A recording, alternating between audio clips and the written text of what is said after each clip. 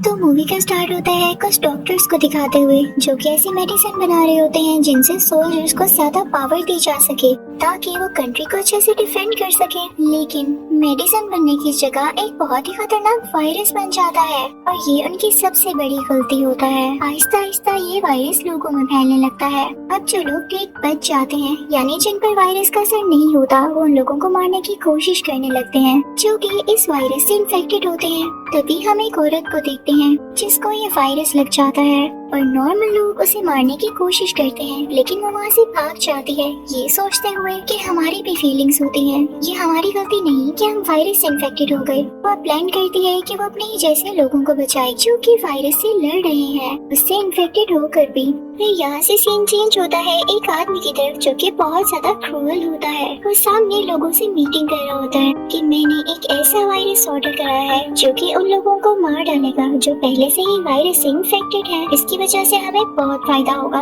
ये वायरस ना तो हमें लगेगा ना ही ज्यादातर लोग इस वायरस की लपेट में आकर मरेंगे यानी इन्फेक्टेड नहीं होंगे और वो वायरस जल्द ही यहाँ पर पहुँचने वाला होता है। तभी हम एक लेडी को देखते हैं जिसका नाम होता है वायलेट। वायलेट इस मूवी की मेन कैरेक्टर भी है। वो एक जगह पर उस वायरस को लेने जाती है लेकिन उससे पहले उसका आइडेंटिफिकेशन टेस्ट जरूरी होता है। अब वहाँ पहुँचते ही उसके फेस को स्कैन किया जाता है। फिर वहाँ से उसे एक रूम में बुलाया जाता है जहाँ पर उसका फर्दर चेकअप होता है। उसका ब्लड सैंपल लिया जाता है, उसकी आंखें चेक की जाती हैं, इवन उसका मुंह भी। ये सब इसलिए हो रहा होता है ताकि पता लगाया जा सके कि वॉयलेट इन्फेक्टेड तो नहीं है। अब जब इस बात का यकीन कर लिया जाता है कि वॉयलेट इन्फेक्टेड नहीं है और वो नॉर्मल है तो उसे एक आदमी से मिलवाया जाता है और उस आदमी ने खुद को बड़े अच्छे से कवर किया होता है और हम उसको ठीक से देख नहीं पाते। वो वॉयलेट को वो बैग पकड़ाता है जिसमें वो वायरस होता है। वो उससे कहता है कि ये बैग मैं तुम्हें दे तो रहा हूँ लेकिन जब तक तुम अपनी डेस्टिनेशन पर ना पहुँच जाओ तब तक इसको खोलना नहीं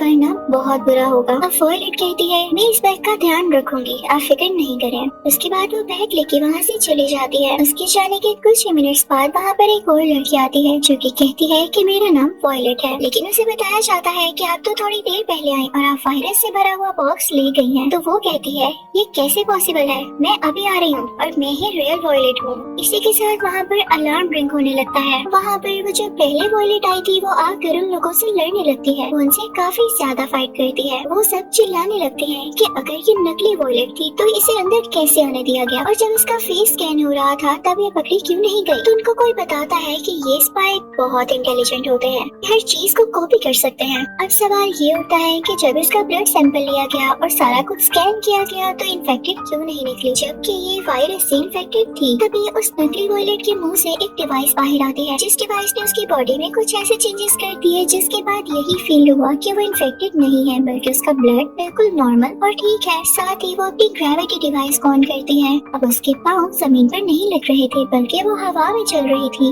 उसके लिए वहाँ से एस्केप करना काफी आसान हो गया था। वहाँ पर वो काफी ज्यादा लोगों को मारने लगती है और फिर छत यानी रूफ टॉप पर चली जाती है लेकिन उसके पीछे यहाँ के आदमी भी आ जाते हैं लेकिन वो जरा नहीं डरती और अपनी स्वॉर्ड से सबको मार डालती है। फिर उसके बाद अपनी बाइक लेके वहाँ से भाग जाती है। उसके साथ वो बैग भी होता है जिसमें वो वायरस था। ये वही लड़की होती है जो कि अपनी जैसे इन्फेक्टेड लोगों की जान को बचाना चाह रही होती है और इसीलिए ये वायरस वाला बैग उठा कर लाई थी। अब रास्ते में जब उस बैग को खोल कर देखती है कि इसमें वायरस है भी या नहीं तो वो हैरान रह जाती है ये देखकर कि उस बैग में वायरस की जगह कोई बच्चा होता है। ऐसे लग रहा था जैसे उस बच्चे की अपर बॉडी हो उसमें। उसको देख के काफी डर जाती है और अपनी टीम के पास आती है। हम जब इस बच्चे को देखती है तो वो कहती है कि इन लोगों ने एक चाल चली है। इनफैक्ट इस बॉक्स में एक वायरस नहीं था, ये बच्चा ही है जिसको यूज करके ये हमारे अगेंस्ट चलेंगे और हमें मारेंगे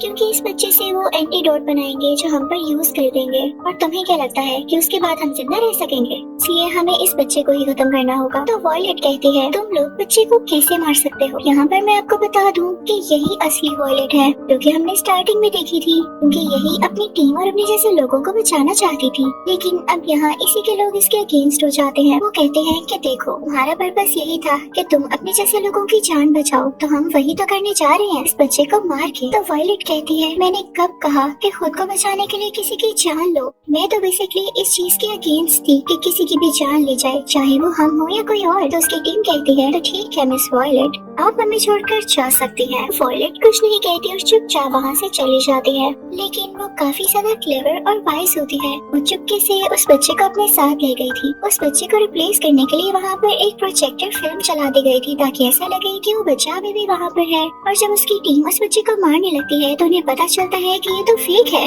वॉयलेट के पीछे जाते हैं और उस पर काफी गुस्सा होते हैं कि तुम्हारी इतनी हिम्मत, हम इस बच्चे को मार सकते हैं तो क्या तुम्हें नहीं मार सकते। वहाँ पर वॉयलेट उस बच्चे से उसकी इन्फॉर्मेशन लेती है, लेकिन वो बच्चा खामोश रहता है। अब वॉयलेट इस बच्चे को सीधा उसी ऑनर के पास लेकर आती है, जो कि मीटिंग में ये कह रहा था कि वो वायरस जल्दी मुझ तक पहुँच जाएगा और मैं बाकी लोगों को खत्म कर दूंगा। वॉयलेट उससे पूछती है कि तुमने ये बच्चा ही क्यों बनाया या इसको यूज करके एंटीडोट क्यों बनाना था। तो आदमी कहता है, ये तो सिर्फ तुम लोगों को ट्रैक करने का एक बहाना था, और रही बात इस बच्चे की, तो ये मेरा अपना बेटा है, इसे मुझे लौटा दो। तो वॉयलेट कहती है, हरगिज़ नहीं। वो उस बच्चे को अपने साथ गाड़ी में कहीं ले जाती है। उसके पीछे उसकी टीम भी लगी होती है, लेकिन उनको हिट करती है।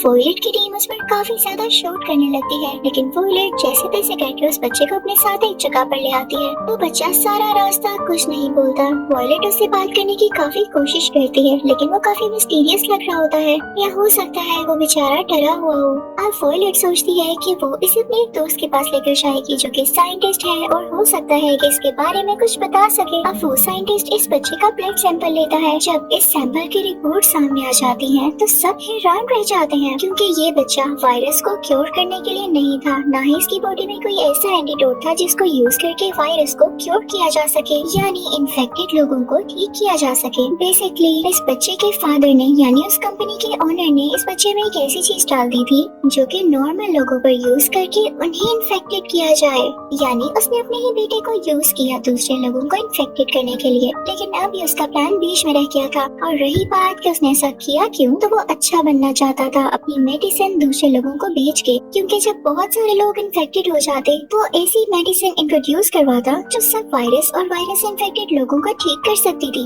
जिसकी वजह से उसका काफी नाम होता और वो काफी प्रॉफिट भी कमाता। अब समझ आई बात। तो ये सुन के वॉयलेट भी काफी हैरान हो जाती है। तो वॉयलेट कहती है कि यानी ये बच्चा हमारे किसी यूज का नहीं, हमें इससे खतरा नहीं है, तो मैं इसको छोड़ देती हूँ। अब वो बच्चा यहाँ पहली बार बोलता है और कहता है कि मेरा नाम सेक्स है, क्योंकि मैं इस सारे प्रोजेक्ट का 6th एक्सपेरिमेंट हूँ। वॉयलेट उसे जाने का कहती है तो वो बच्चा वहाँ से नहीं जाता। तो वॉयलेट उसे कहती है, जाओ खाओ पियो। वो वहाँ से दूर चली जाती है। तभी उसे पता चलता है कि पुलिस ने किसी बच्चे को पकड़ लिया है। जब वो जाकर देखती है तो वो यही बच्चा होता है। वॉयलेट कहती है कि अगर मैंने इसे खुद से दूर किया तो पुलिस इसे पकड़ लेगी और इसे मार डालेगी। तब उन्हें भी सारी स्टोरी का पता चलेगा, तो मुझे इस बच्चे को सेफ रखना होगा। आखिर मुझ में ह्यूमैनिटी अभी भी है। लेकिन जैसे ही वॉयलेट आगे बढ़ती है कि उस बच्चे को अपने साथ ले जाए, तो उससे पहले ही उसकी टीम का वही मेंबर आता है जो कि बच्चे को मारना चाहता था। उसकी टीम उस बच्चे को किडनैप करके अपने साथ ले जाती है और कहते हैं कि जल्दी हम इसका खात्मा कर देंगे। अब वॉयलेट के टीम मेंबर्स उस बच्चे को फांसी देने के लिए उसके गले में रस्सी लटका देते हैं,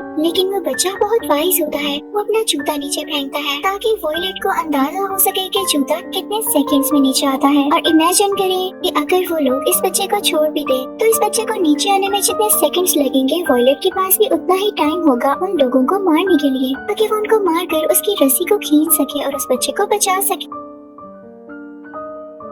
ऐसा ही होता है, लेकिन इस चीज की खबर बाकी लोगों को नहीं होती। वॉयलेट उनसे कहती है कि मैं तुम लोगों को मार डालूंगी। तो वो लोग आगे से कहते हैं कि अगर हमें मारा तो इस बच्चे को भी कोई नहीं बचाएगा, हम इसकी रस्सी छोड़ देंगे। तो वॉयलेट को तो पता होता है कि मैं इस बच्चे को बचा लूंगी। वो कहती है ठीक है, कोई मसला नहीं, छोड़ दो इस बच्चे की रस्सी को। वो लोग ऐसा ही करते हैं और तभी वॉयलेट काफी ध्यान से उन सब लोगों को मार डालती है। वो अपनी स्वर्ड का परफेक्टली यूज करती है। यहाँ पर सारे लोग मारे जाते हैं। वॉयलेट जल्दी से उसी टाइम के अंदर ही उसकी रस्सी पकड़ लेती है, जिससे वो बच्चा बच जाता है। अब वहाँ से वॉयलेट कॉल करती है उसी आदमी को जो कि इस बच्चे का बाप होता है। वॉयलेट कहती है कि मैं इस बच्चे को लेकर आ रही हूँ, तो मुझे अपनी लोकेशन बताओ। अब वो आदमी से अपनी लोकेशन बताता है और वॉयलेट वहाँ पर जाती है। तो वहाँ पर काफी सिक्योरिटी होती है, लेकिन वॉयलेट वहाँ पर लोगों को देख के नहीं डरती। अपनी स्वर्ड निकालती है और कहती है कि मैं लड़ूंगी उन सब से जो मुझसे लड़ना चाहते हैं। तो वो आदमी कहता है तुम इन सब से लड़ोगी, कितनी मासूम हो तुम। अब वहाँ के लोग वॉयलेट पर फायरिंग करना शुरू करते हैं और उसकी गाड़ी को तबाह कर देते हैं। अब जब वो कंपनी ओनर आगे बढ़ता है वॉयलेट पर अटैक करने के लिए तो उसे पता चलता है कि असली वॉयलेट नहीं है बल्कि उसका रिफ्लेक्शन है जो कि एक प्रोजेक्टर के थ्रू यहाँ पर लाया गया है। उसे काफी गुस्सा आता है। अब वो कंपनी ओनर स्कैन करने लगता है कि आखिर ये बच्चा होगा कहाँ पर, क्योंकि उसने उस बच्चे के अंदर एक डिवाइस लगाई होती है जिससे लोकेशन का पता चल सकता था। वो लोग जब वहाँ पर पहुँचते हैं वॉयलेट उस बच्चे के साथ राइड्स ले रही होती है और भी एंजॉयमेंट कर रही होती है। लेकिन जब तक वो कंपनी ओनर वहाँ पर पहुँचता है तो वो बच्चा बेहोश हो चुका होता है, क्योंकि वो बेचारा भी अपनी बॉडी में किए गए चेंजेस को बेयर नहीं कर पा रहा था। यहाँ पर आते ही वॉयलेट पर काफी ज्यादा शूट करते हैं और वो बेचारी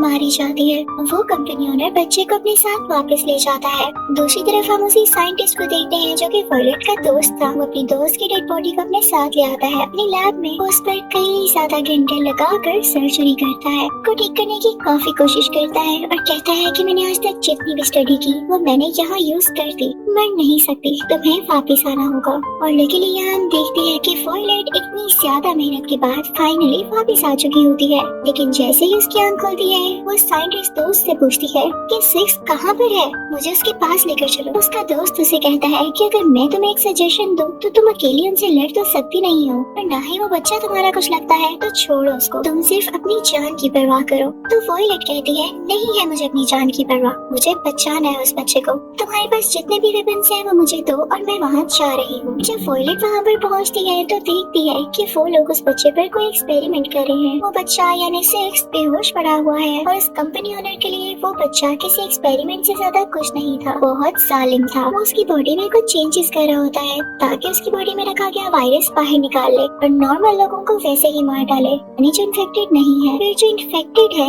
उन्हीं को वो अपनी मेडिसिन बेचे। तभी वहाँ पर वॉयलेट आ जाती है और सब पर शूट करने लगती है। वो इतनी ज्यादा ब्रेव होती है कि एक एक करके सबको मार डालती है। अब आखिर में बचता है वही कंपनी ओनर। वॉयलेट बढ़ती है उसी कंपनी ओनर की तरफ ताकि उसका भी खात्मा कर सके। अब वो कंपनी ओनर इससे पहले कि वॉयलेट उसके पास आती उससे कहता है मैं भी तुम्हारी तरह इन्फेक्टेड हूँ, मुझमें भी वही पावर्स हैं जो कि तुम में है, मैं तुम्हारा मुकाबला कर सकता हूँ। लेकिन मैंने ये सिर्फ इसलिए दुनिया से छुपाया कि अगर लोगों को पता चल जाता कि मैं भी इन्फेक्टेड हूँ तो लोग मुझसे मेडिसिन न खरीदते। और अगर लड़ना चाहती हो तो आओ, मैं तैयार हूँ। यहाँ पर उन दोनों में काफी ज्यादा फाइट होती है। वॉयलेट उसे काफी बुरी तरह से मारने लगती है और फाइनली वो आरबी आ जाता है जब वॉयलेट उस कंपनी ओनर को मारने में कामयाब यानी सक्सेसफुल हो ही जाती है। वॉयलेट बहुत खुश होती है कि उसने इस कंपनी ओनर को मार दिया और मासूम लोगों की जान बचा ली। दादी हो जाती है सिक्स के पास यानी उसी बच्चे के पास। बच्चा भी अब अपनी होश में था। वॉयलेट फौरन से उसे बाहर खुली हवा में ले आती है और कहती है बच्चे तुम ठीक हो? तो वो बच्चा कहता है जी बिल्कुल ठीक हूँ। अब उस बच्चे में वो वायरस भी नहीं था क्योंकि कंपनी ओनर वो पहले ही निकाल चुका था, इसलिए अब इस बच्चे से भी किसी को कोई खतरा नहीं था। वॉयलेट बहुत खुश होती है क्योंकि न अब कोई इन्फेक्टेड लोगों को मारेगा और न ही नॉर्मल लोगों को। यहीं पर ये मूवी अच्छे से एंड होती है। Thank you for watching.